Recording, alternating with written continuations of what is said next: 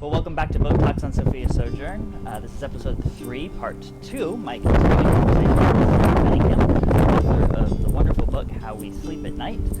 This week we get to talk about her objectives for the book and get to hear about some of the feedback that she's gotten, not only from parents of children as they've come out, but also from the children themselves and the impact that her story has had on their lives.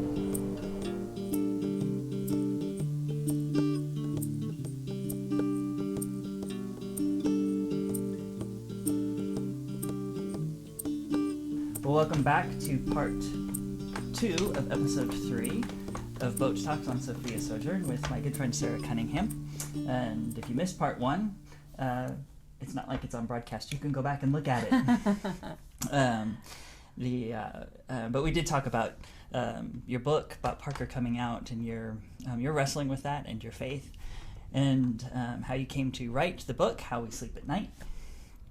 And we talked about how you do sleep at night and that peace that you were able to find on that journey. So what I want to talk about now is really your objectives, now that the book is out, and some of the feedback that you've gotten from it, some of the reactions that you've had, and what you really hope to accomplish with having the book and having your story out there, which is so valuable and important on this journey. Well, thank you.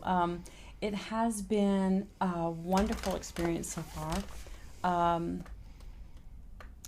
I'd say the first surprising thing to me was that I wrote the book for mothers with gay children. Okay.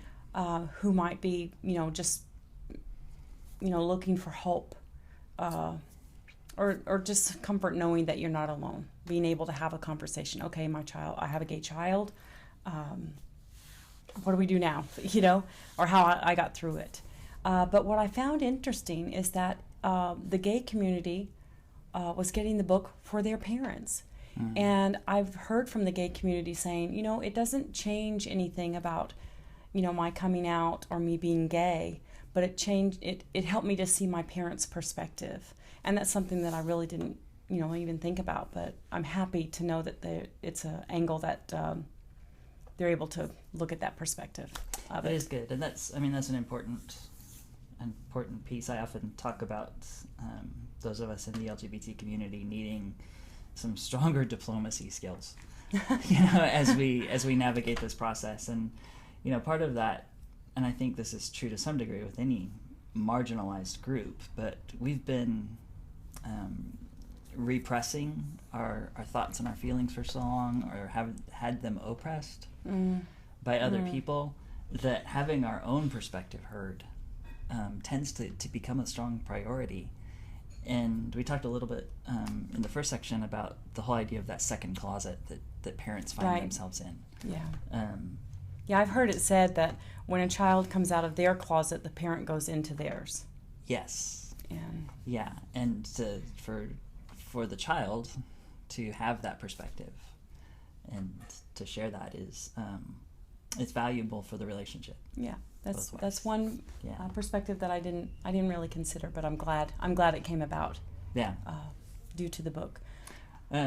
So we actually connected last fall through an online group of who lovingly refer to themselves as Mama Bears. Yeah.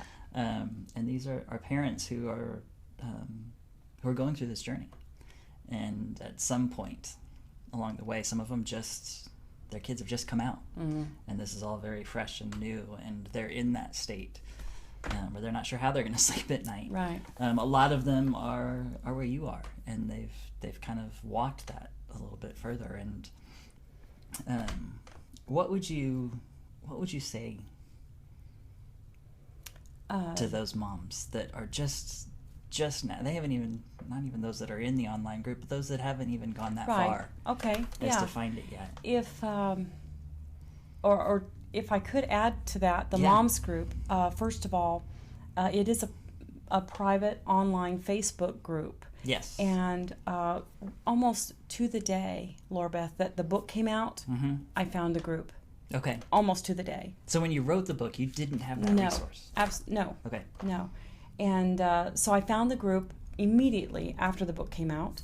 And where I thought originally I was alone, I was hearing stories that were my own. You know, Sure. we all had the same experience. The dynamics of our families may be a little different, but we all had the same experiences within our church family, our immediate family coming to terms. And you're right, you have mothers who are just finding out, losing their lunch. You have mothers who are getting educated and coming to terms. And you have mothers who are on the front line blogging, writing books, Yeah. you know, and who are really at the front line. And so what I appreciate about the group is that you're able to just pour yourself out, and we have mothers that just pour right back in. And it's been a wellspring of just real healing. And it's so important to have that, to know that you're not alone and that you're going to get through it and you're going to be better because of it. For someone who is not fortunate to find a group like this yet, I hope you find one first. Yes. But yeah, send me a message. There's a link on they're the, there. There's a link on the blog to contact me. And, Yeah, or find them. If you're not available online, you know, I'm finding that the older generation, the older moms, the older grandmothers who are not online, they need to find they're there. They're in your community. They're your neighbors. Keep looking until you find them. But if you're just finding out about your child, first and foremost, you need to make your home a safe place. Your child should not have to check themselves at the door. Right. You need to get educated on what it means to be gay. There's lots of information out there now. You need to look for it. There's no reason, no matter where you stand, historically, scientifically, biblically, there's no reason not to have a better understanding on what it means to be LGBT or Q. Yeah. And let me address that for a minute. If you just Google gay and Christian, you're going to get a lot of different answers. Yeah. I mean, there's a lot of different views and perspectives on that.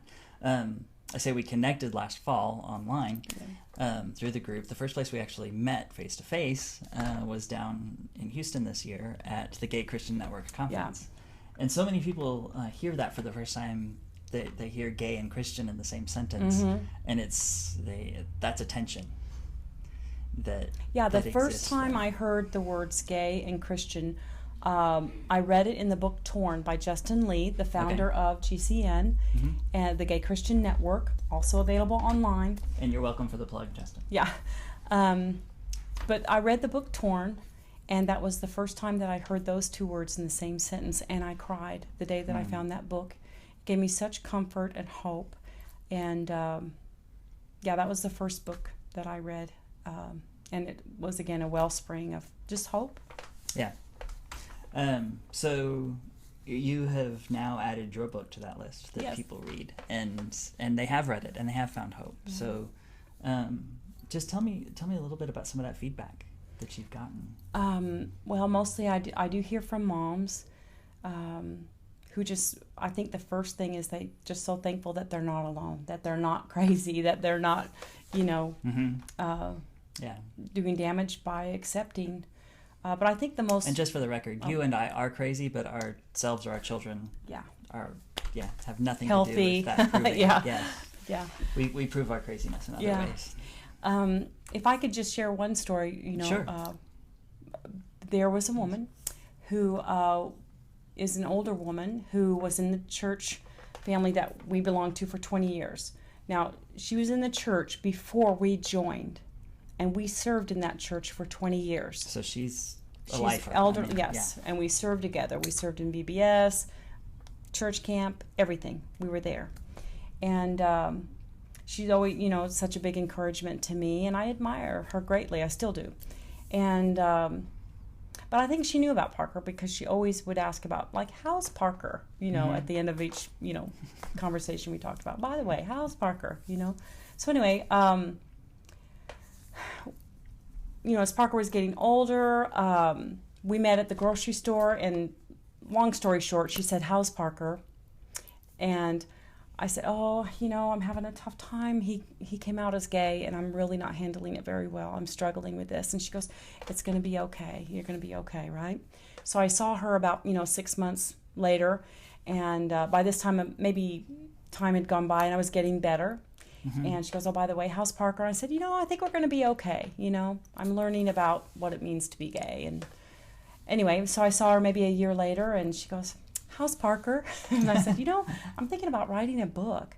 I told her, that I was finished the book, and she said, bring it to me. So the next morning, I knew where she lived, so I took it to her. She meets me on her front porch, and she's so happy, and she visibly starts getting, a little weepy, and I say, it's okay. I'm okay now. I'm okay, because she knew I'd had a difficult time with coming to terms with this. And she said, no, you don't understand. And I said, I'm okay, really, And she said, no, you don't understand. I have a gay son, and he's been in a relationship for over 20 years. And, we don't talk, she said, he's been in a relationship for over 20 years. And I said, it's okay to accept your son. And she just almost melted right then and there. And she said, no, you don't understand. You're the second person I've told. Oh my gracious. And do you know, this woman was in her 70s and served her entire life in church. And I was the second person she had ever told. She had no safe space. It was right then and there that I knew that something has to change. Absolutely. And I just reassured her. And I think for her, we needed to hear someone who shared our faith to tell us it's okay to accept your child. Yes. Yeah. And that's what I longed to hear. That's when I realized that's what I needed. I needed someone who shared my faith to tell me it's all right to accept your child, your gay child. Yes. Wow. Yes. That was a wow moment. Absolutely. And I've got goosebumps. You do. There's so many stories that we hear of children, adult children as well as teenagers who end up on the streets or end up homeless, end up on somebody's couch, and so many of those coming out of religious communities, of all varieties. I mean, but certainly conservative Christian is nearing the top of that list, if not at the top. Yeah.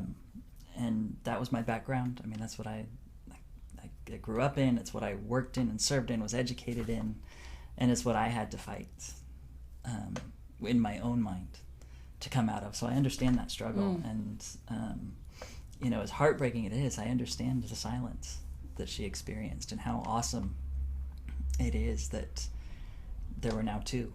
Yeah. I mean, as low as that number is, and I hope that more and more people are going to find that safe space.